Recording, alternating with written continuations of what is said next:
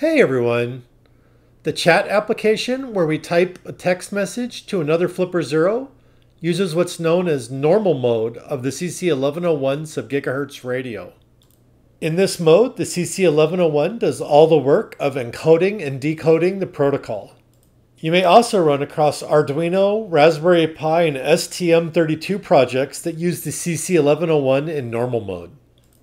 Our Flipper Zero Sub-GHz application uses legacy asynchronous serial mode instead of normal mode.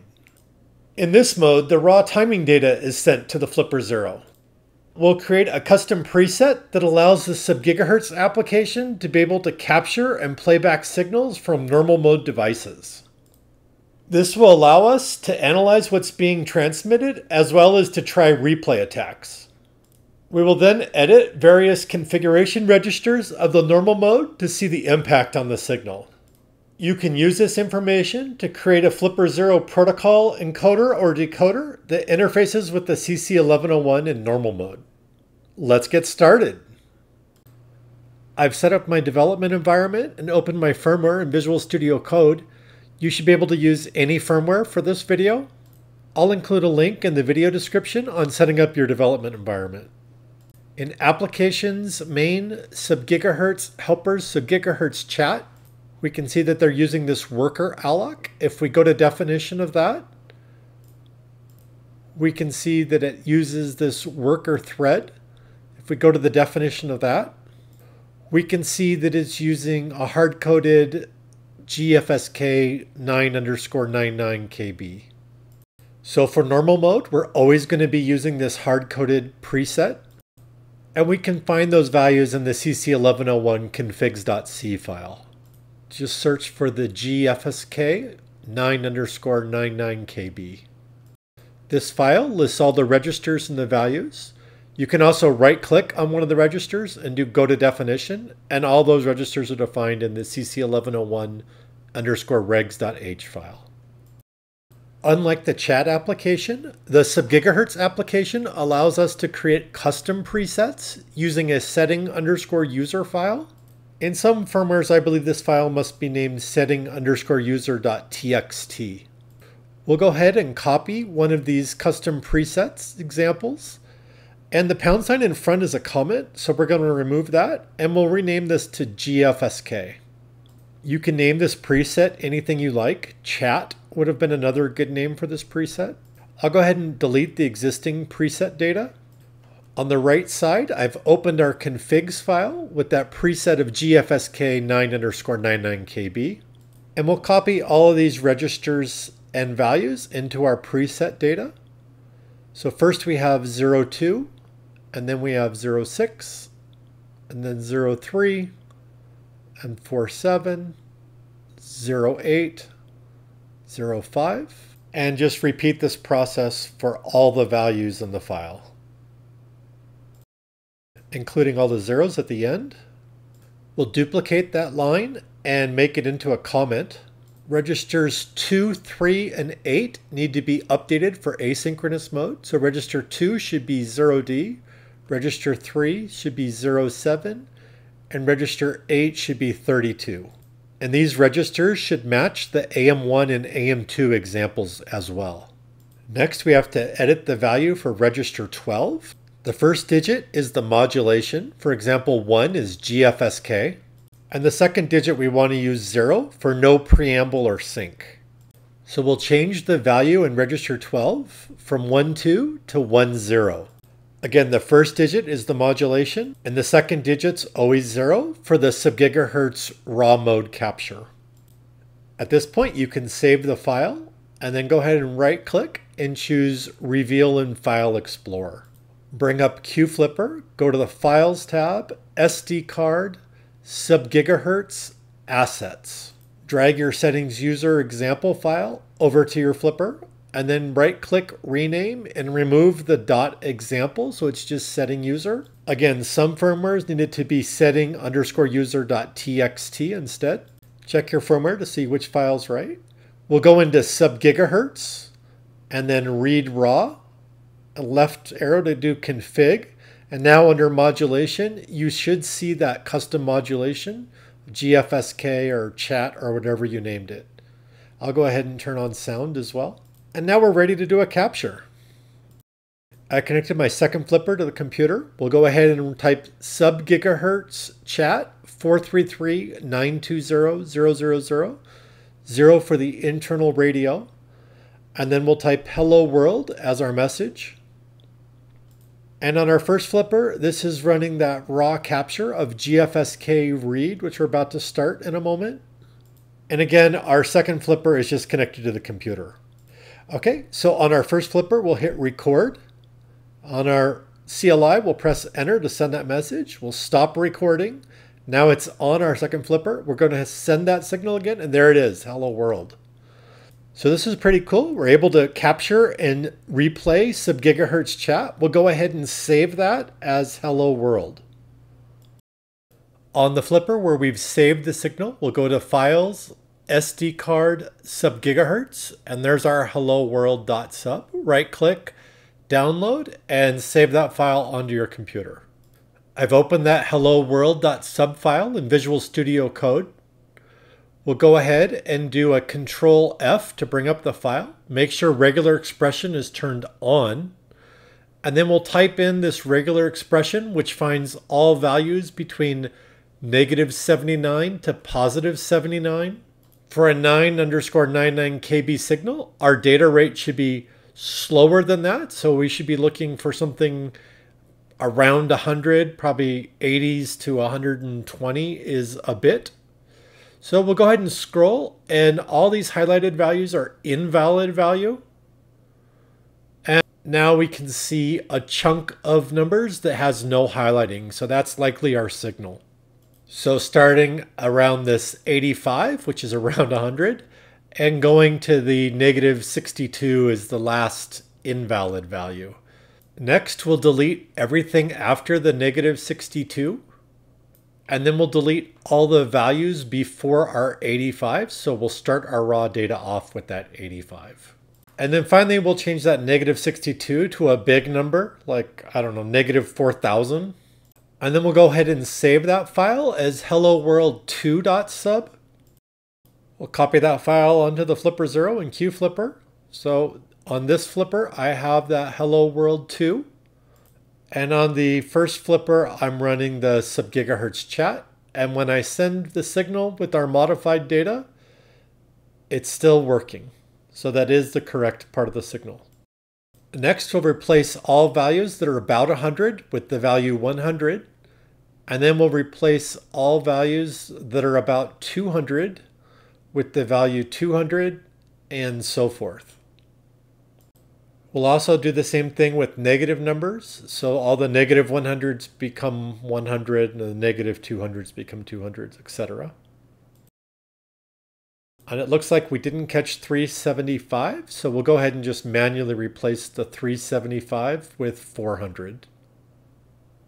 We'll update the top of the file with our information from our hello world 2 sub. And then we can go ahead and save this as hello world 3. I recommend doing it this way so you don't accidentally replace register 93 with 100 or something like that. Copy hello world 3 to your flipper and then go into Sub-GHz chat and make sure it can still receive that hello world 3 message. So that worked great. So we'll go ahead and copy those two raw datas into a new file and we'll replace all the -100s with a 0. So 100 microseconds of silence is a 0. -200 microseconds is 2 zeros. -300 microseconds is 3 zeros. -400 is 4 zeros, and etc. And again, negative numbers are for that silence, or in the case of GFSK, it's on the one side of the carrier frequency versus the other side of the carrier frequency. It just depends on what your modulation is. And it looks like, oh, for this -400, I missed it because it didn't end in a space. So go ahead and replace that. And then for all the positive values, we'll replace those. So 100 microseconds is a 1, and 200 microseconds is 2 ones, and do that for all the values. And then we'll add some extra zeros at the end of our signal. And then we'll go ahead and delete the raw data. So it's just the numbers. And then we'll remove all the spaces. Next, we want to search for that sync 1 and sync 0 pattern. So I'll go into hex, and our sync 1 is 4.6, and then 4C for our sync 0. And in binary, that's the pattern we need. So over in our file, we're search for that value, and there it is. And now we can start splitting all of our data into 8-bit chunks. So every 8 bits going forward and backwards, we're just going to press enter.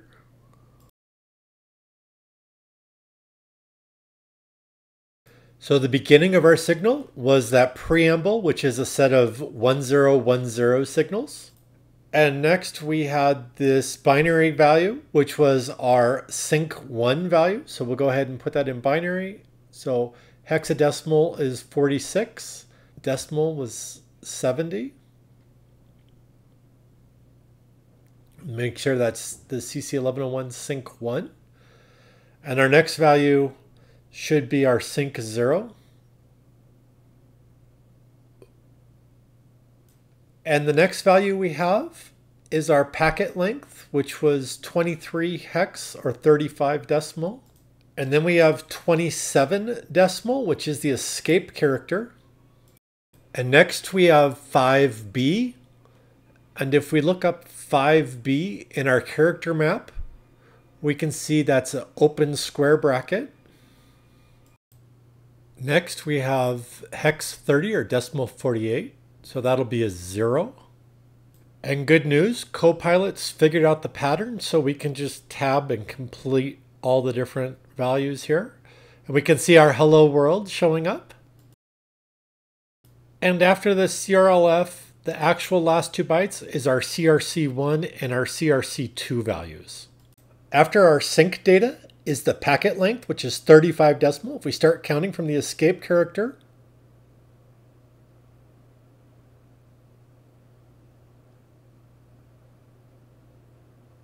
it's 35 characters, including the line feed.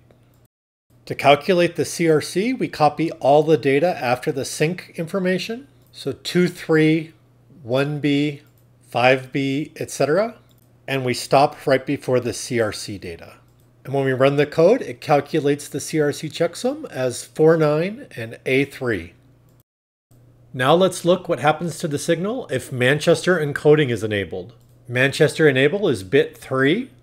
2 to the 3 is 8, so we'll want to add an 8 to register CFG2. In the CC1101 configs file, we're at the GFSK 9_99KB, and there's our MDM CFG2 register. 12 plus 8 is 1A, and changing it to 1A will be Manchester encoded as well as 16 by 16. To make the signal easier to see, we'll change our CFG4, and we'll change it from C8 to 17. The 1 gives us 200 microseconds per Manchester bit, and the 7 gives us 650K bandwidth. Next, we'll go to Terminal, and then Run Task, and choose Flash USB with Resources. And we're updating the flipper that has the chat application. Once that's done, we'll go to our CLI and do our Sub-GHz chat 433.920.000. And this time I'll send a message of test. We've captured that on our second flipper, and we're able to send the signal back. So I've gone ahead and saved that file, and then I loaded it back. And this time we're actually going to search for values of around 200 or 400, which are the valid signals. So we're looking for a block of valid signals rather than invalid. Okay, and there's our block. It's interesting to note that the values before our signal also have that big number and negative big number, but they're just slightly out of range. I'm not sure if that's a problem with the transmit or the receive or what exactly is happening there. Leave a note in the comments if you know what's going on. For now, I'll just grab a chunk of them in the front. But again, this is just preamble bits, so it shouldn't matter too much. I've rounded all the values to 200 or 400. And now we can take negative 400 and that becomes 0, 0. And then we can take negative 200 and that becomes just 0. And then we have positive 400 becomes 1, 1, and positive 200 becomes 1. And then we'll go ahead and remove our spaces. Next, we'll search for that sync 1 in sync 0 data. Our sync 1 is 46 hex, and 46 is 0100 and 0110. 4C is 0100, 1100. In Manchester, 0 becomes 01 and 1 becomes 10. 01, 10, 01, 01, 01, 01, 10, 10, 01, 01, 01, 10, 01, 01, 10, 10, 01, 01. And we can find our sync bits, and so we will go ahead and separate those bits out, and then we'll break them into the bytes. And then we can remove every other bit from the end to get back to our original unencoded data. If this gets too tedious, you can probably write a bad USB script or a regular expression to do the processing. And once we've decoded all of that data, we can go ahead and annotate the information as well.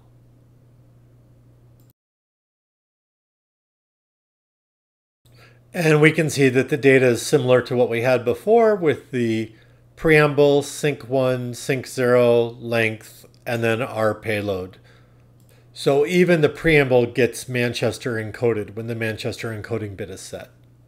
If you don't have two flippers and you need help looking at some of this data, like what happens when the address is set or other registers on the CC1101, feel free to reach out in my Discord, and I'd be happy to do a test run and send you back that raw file, as well as help analyze the information.